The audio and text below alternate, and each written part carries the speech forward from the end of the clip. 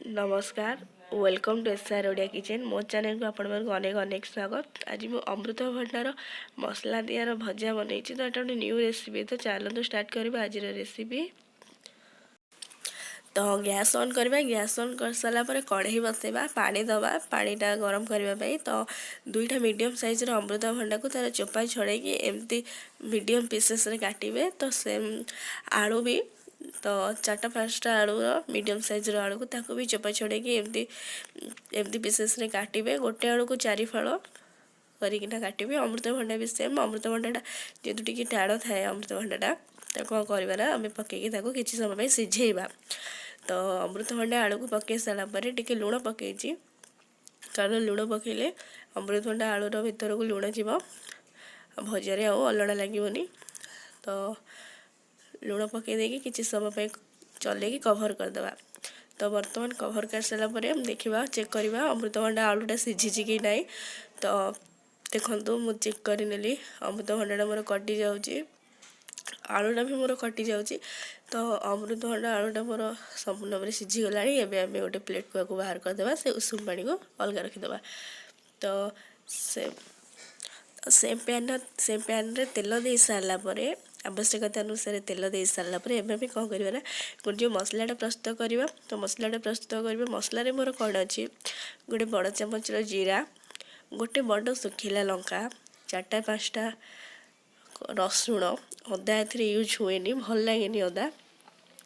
तो धनियार गुंड जदि गोटा धनिया थी आप बाटी पारे। मु धनिया गुंड ये यूज कर आउ पियाज, जीरा, अदा, रसुण, लंका, पियाज। यही मसलाटा ये अमृतभंडा भजार बहुत टेस्ट लगे। तो मोर यही मसलाटार मुझे अमृतभंडार भजाटा बनई। तो मसला तेल पकई सारापर एवं कौन करवा ना हलदी गुंड पकईवा। तो ये सबको मिसई सारापर किसी समय छाड़ीदे। छाड़ी सारापर देखूँ ए मसलू मोर तेल गुड़िक भी संपूर्ण भाव में बाहरी सारे। तो ये कौन करवा ना जो सिझे रखी अमृतभंडा और आलू, तो से अमृतभंडा और आलू को आम पकईवा। पकई देकी मसलार भल भाव में अमृतभंडा आलू को मिसई दबा। आउ टिके लुण दबा, कि लुणटा टिके पर दबा।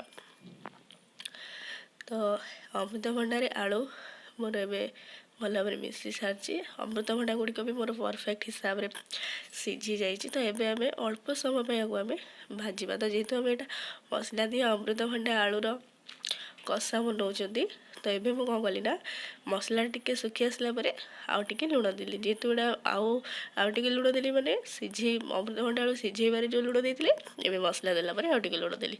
बस 2 थर मोर लुणर आवश्यक है। आपण को क्वालिटी क्वांटिटी हिसाब से लुण आप देवे। तो ये कौन करवा ना अल्प टिके पानी दबा। अल्प टिके पानी देले कौन जो मसलाटा देते मसलार बास्ना टिके अल्प टिके सिझापी भी। तो पानी टिके देदेवे। तो पानी दे देकिना कभर करदे। तो बर्तमान कौन करवा ना कभर काढ़ीदे। कभर काढ़ी दे सारापर आम अमृतभंडार गोटे बड़ चामच गरम मसलार पाउडर पकईदे।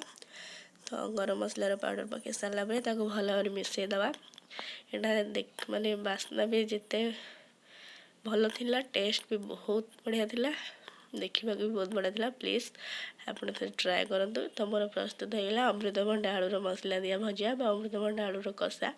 तो मुझे आशा करी मोर ये रेसिपीटा आपण को भल लगुवे। तब मो चैनल को लाइक करेंगे, शेयर करेंगे, सब्सक्राइब करेंगे।